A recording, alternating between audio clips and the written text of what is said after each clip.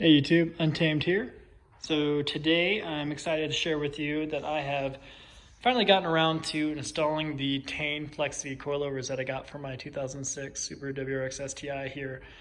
Before I show it to you real quick, I want to do a real short shout out to Redline 360. Redline 360 is the company that I went through to purchase them. So obviously not only did they give me a really good deal on it, hats off to them for their awesome customer service. I worked with a gentleman named Alex, and he was super timely with his responses. I think every time I messaged him, I'd say within an hour, he had a response back to me. So very knowledgeable, very informative, very professional. So I'll leave a link to their website in my description if you guys do want to check them out. Obviously, they're not just for Subarus, but a number of other vehicles, Honda, Nissan, whatever it is that you have, they likely have parts for it. So definitely recommend checking them out. So with that, we'll jump right into it.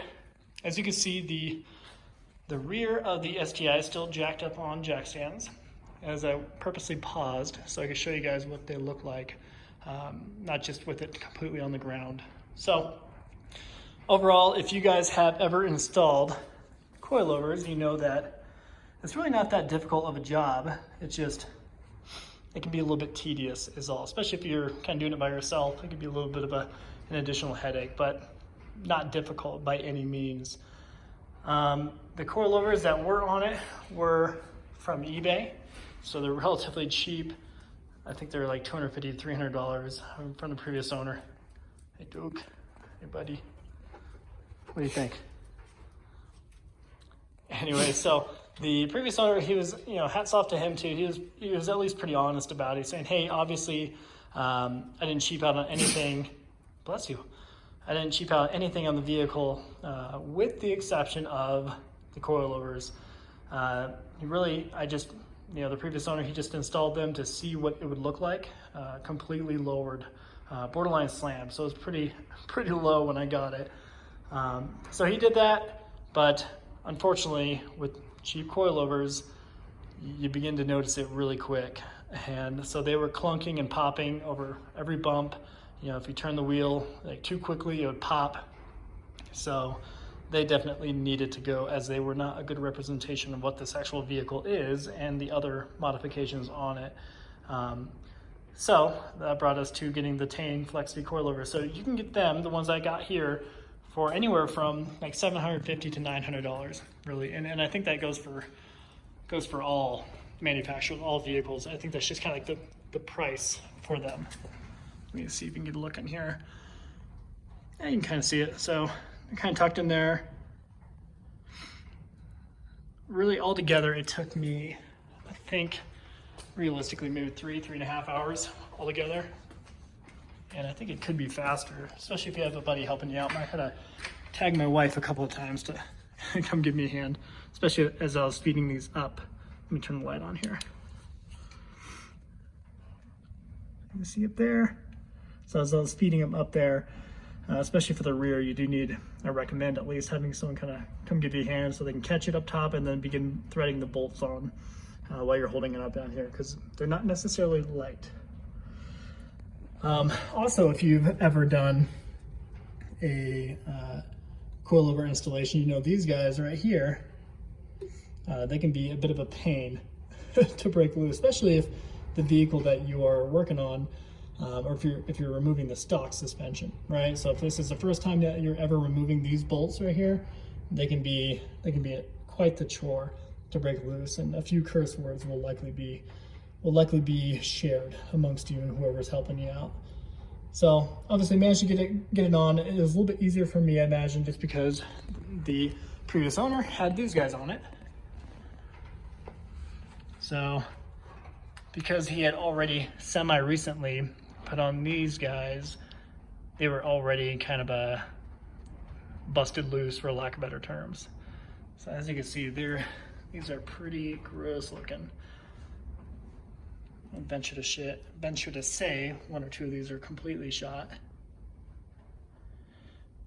Not to mention they're completely dirty too. I think if you cleaned them up, they look good, but it would still be bad coilovers, right? This right here is an indication of how low he had them. So whenever it's protruding below this bottom line right here, that is venturing towards slammed. So at any rate, let me see what the brand is. Max Speeding Rods. That sounds legit. Let me pop the door open here real quick. So with this particular year STI, you don't need to really work within the trunk. However, you will need to obviously remove the rear seat, which is pretty simple, if I'm being honest.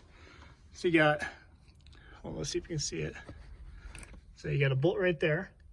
See right there? Of course, you got the same bolt on the other side. You have a bolt right there. So I'm trying to point in and have a light on it. Same bolt over there and hooks. So normally you won't have this. It has a built-in sound system, which is great, but not when you're trying to maneuver around back here. And then right here is where you're working at. There's the top hats right there. So you got 3 bolts on top for this particular set, this particular car. All right. I'll show you the front too.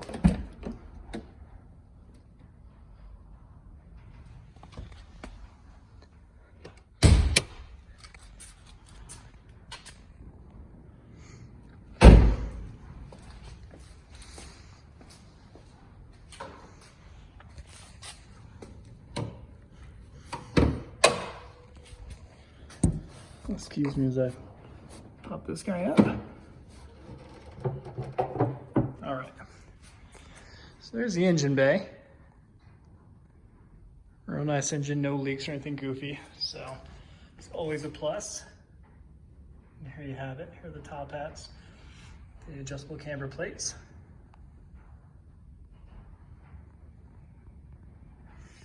So if you do buy this set, just remember, I know it took me like a few seconds, probably a few seconds too long to really acknowledge what R meant. Obviously it meant right, but I was like, okay, well, what does that mean? Is it the right side of the car as you're sitting in the car? Or is it the right side of the car when you're looking at the engine bay? So that admittedly probably took me too long to figure out. So it is the right side of the vehicle as you're sitting in the vehicle. So the passenger side is right. And then L, of course, left side of the vehicle or driver's side. So I'll need to adjust these probably a little bit once we get it all on and sitting.